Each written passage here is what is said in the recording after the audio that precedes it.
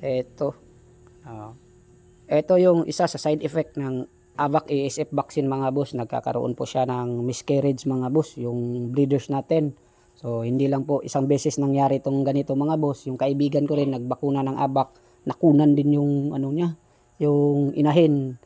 So ito yung isa sa side effect mga boss, nakukunan. So kahapon nilagnat lang to ng isang araw. So nagbigay tayo ng mild na gamot na paracetamol.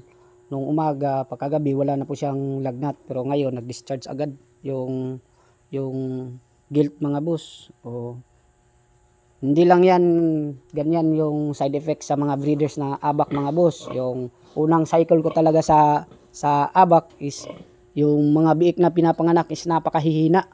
O napakakahihina, talagang halos di makadede. Yung iba naman biglang namamatay yung biik. So malakas po yung tama ng side effect. Kaya hindi ko po tinatangkilik yung mga kasama natin sa hog industry na gumamit ng ABAC vaccine sa mga breeders. Siguro sa patiners mga boss. Sa patiners lang tayo. So, pero wag niyo pong gamitin yan sa breeders mga boss. Talagang may paglalagyan yung mga breeders nyo pagdating ng panahon. Kaya nga ano ako mga boss nagkaling ako kasi tinamaan talaga ako ng side effect sa bakuna na yan. So, di na po tayo ulit sa bakunang yan mga boss. Ito na lang talaga yung tinira ko. Kaso bakunado nga tong mga guilt na to, wala na akong magawa. Itinira ko na lang to. So, kaysa masiro naman yung bahay ng babuyan natin. So, meron naman tayo binili na materyales pero hindi pa po dumadating. So, ngayon, ginagamot na natin to. So, binibigyan na po natin siya ng dextrose mga boss. Naka-dextrose na po siya kasi kahapon pa yan, din na kumain. So, kulang na po ng fluid sa katawan yan at halos wala na po yung source of energy. So, kailangan natin bigyan ng dextrose para naman suportahan yung pagka miscarriage niya. Baka mamatay pa to kung mamatay libing. So, ganun naman talaga tayo magawa. So, ito dalawa naka din to mga boss, nakaabak din to. Problema din ako dito.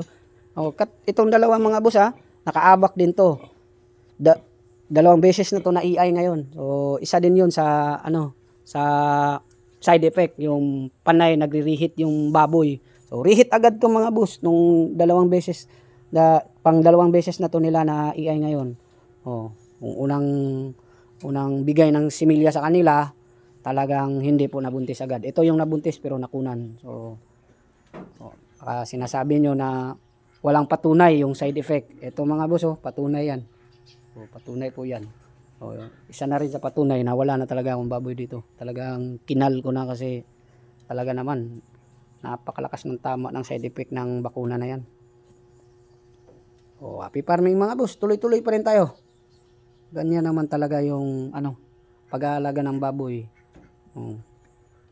Up and down lang yan. We learn from our mistakes.